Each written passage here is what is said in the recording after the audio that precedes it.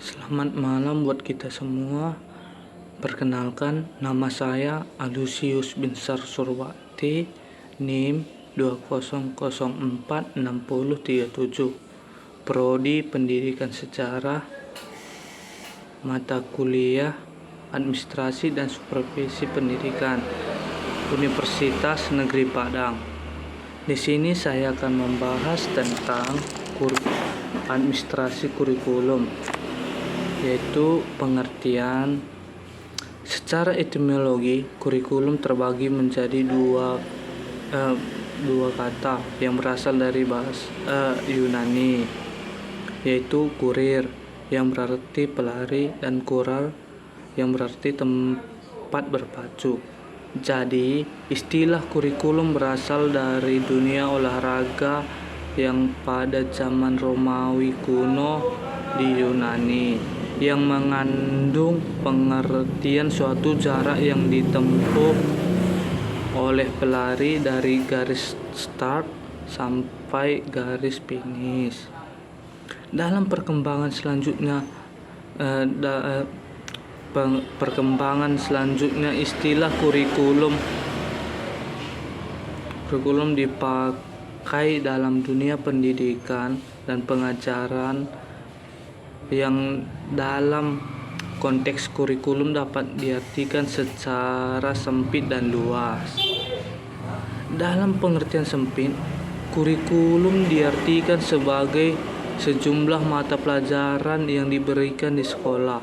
Sedangkan dalam pengertian luas, kurikulum adalah semua pengalaman belajar yang diberikan sekolah kepada siswa selama mengikuti pelajaran di sekolah. Dengan pengertian luas ini berarti usaha sekolah untuk memberikan pengalaman belajar kepada siswa dalam upaya menghasilkan lulusan yang baik secara kuantitatif maupun kualitatif tercakup dalam pengertian kurikulum. Selanjutnya akan saya bahas tentang administrasi kurikulum. Administrasi kurikulum merupakan seluruh proses kegiatan yang direncanakan dan diusahakan secara sengaja dan bersungguh-sungguh, serta pembinaan secara kontinu terhadap situasi belajar mengajar secara efektif dan efisien demi membantu tercapainya tujuan pendidikan yang telah ditetapkan dalam kaitannya dengan hal ini pada tingkat sekolah apapun. Yang menjadi tugas utama kepala sekolah ialah menjamin adanya program pengajaran yang baik bagi peserta didik. Karena pada dasarnya pengelolaan atau manajemen pendidikan hal ini nampak jelas bahwa pada hakikatnya segala upaya dan kegiatan yang dilaksanakan di dalam sekolah atau lembaga pendidikan senantiasa diarahkan pada suksesnya PBM atau praktek belajar mengajar. Dan proses administrasi kurikulum. Dalam proses administrasi kurikulum ini kita bahas pertama, perencanaan kurikulum. Di dalam perencanaan kurikulum terdapat sekitar masalah tanggung jawab untuk menentukan bagaimana bentuk kurikulum itu. Perencanaan kurikulum adalah pekerjaan yang memerlukan keahlian dan karena itu dikerjakan oleh para ahli atau expert dalam bidang perencanaan kurikulum, sehingga kurikulum harus direncanakan baik sebelumnya. Dan yang kedua itu pelaksanaan kurikulum. Setelah kita setelah saya membahas tentang perencanaan kurikulum, maka saya akan membahas tentang pelaksanaan kurikulum. Keberhasilan kurikulum dapat diukur dari sejauh mana siswa dapat menguasai materi pelajaran yang tertuang di dalam kurikulum. Sebagus apapun desain atau rancangan kurikulum dimiliki, keberhasilannya sangat tergantung pada guru. Ya, contohnya kepada saya yang akan mudah-mudahan bisa jadi guru. Kurikulum yang sederhana pun apabila gurunya memiliki kemampuan, semangat, dan dedikasi yang tinggi, hasilnya akan lebih baik dari desain kurikulum yang hebat tetapi kemauan, semangat, dan dedikasinya yang rendah. Setelah kita membahas tentang pelaksanaan kurikulum, kita akan membahas tentang pengawasan atau pengembangan kurikulum. Dalam pengembangan kurikulum terdapat 2 proses utama, yakni pengembangan pedoman kurikulum dan pengembangan pedoman instruksional. Pedoman kurikulum meliputi latar belakang yang berisi rumusan falsafah dan tujuan lembaga pendidikan yang menjadi sasaran, rasional bidang studi atau mata kuliah, struktur organisasi bahan pelajaran. Siap itu ada lagi silabus yang berisi mata pelajaran secara lebih terinci atau lebih agar kita mudah memahaminya yang diberikan, yakni skop atau ruang lingkup, dan urutan selanjutnya desain evaluasi termasuk strategi revisi atau perbaikan kurikulum mengenai bahan pelajaran, organisasi, dan strategi instruksionalnya. Dan selanjutnya itu pedoman instruksional.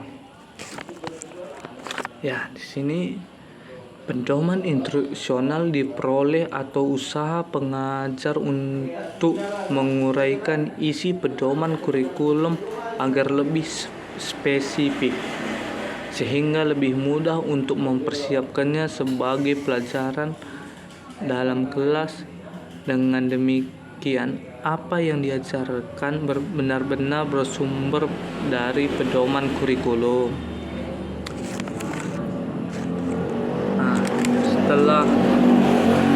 Setelah kita mempelajari tentang proses, itu ada lagi evaluasi. Langkah terakhir yang dalam pengembangan kurikulum adalah evaluasi.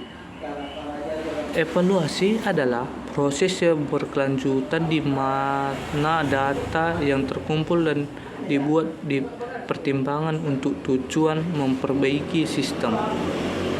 Evaluasi yang sama adalah sangat esensial dalam pengembangan kurikulum. Evaluasi dirasa sebagai suatu proses membuat keputusan, sedangkan riset sebagai proses pengumpulan data sebagai dasar pengambilan keputusan. Dan kita akan membahas tentang fungsi administrasi kurikulum. Nah, ini salah satu yang penting, teman-teman. Ada beberapa fungsi dari administrasi kurikulum, diantaranya meliputi: pertama, meningkatkan efisiensi pemanfaatan sumber daya kurikulum, pemberdayaan sumber maupun komponen kurikulum dapat ditingkatkan melalui pengelolaan yang terencana dan efektif. 2. Meningkatkan keadilan dan kesempatan pada siswa untuk mencapai hasil yang maksimal. Kemampuan yang maksimal dapat dicapai peserta didik hanya dengan kegiatan instruktur, tetapi juga perlu melalui kegiatan ekstrakurikulum. Itu jadi mereka ini harus seimbang teman-teman, yang dikelola secara integritas. Dan selanjutnya itu meningkatkan relevansi dan efektivitas pembelajaran sesuai dengan kebutuhan peserta didik maupun lingkungan sekitar peserta didik. Kurikulum yang dikelola secara efektif dapat memberikan kesempatan dan hasil yang relevan dengan kebutuhan peserta didik maupun lingkungan sekitar. Selanjutnya itu meningkatkan efektivitas kinerja guru maupun aktivitas siswa dalam mencapai tujuan pembelajaran.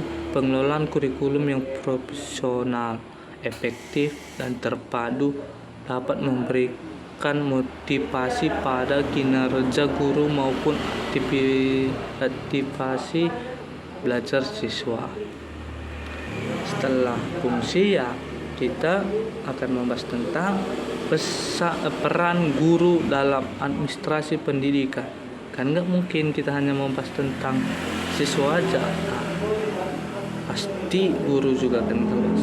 Itu guru adalah titik sentral suatu kurikulum. Berkat usaha guru, maka timbul kegairahan belajar siswa, sehingga memacu belajar lebih keras untuk mencapai tujuan belajar mengajar yang bersumber kurikulum.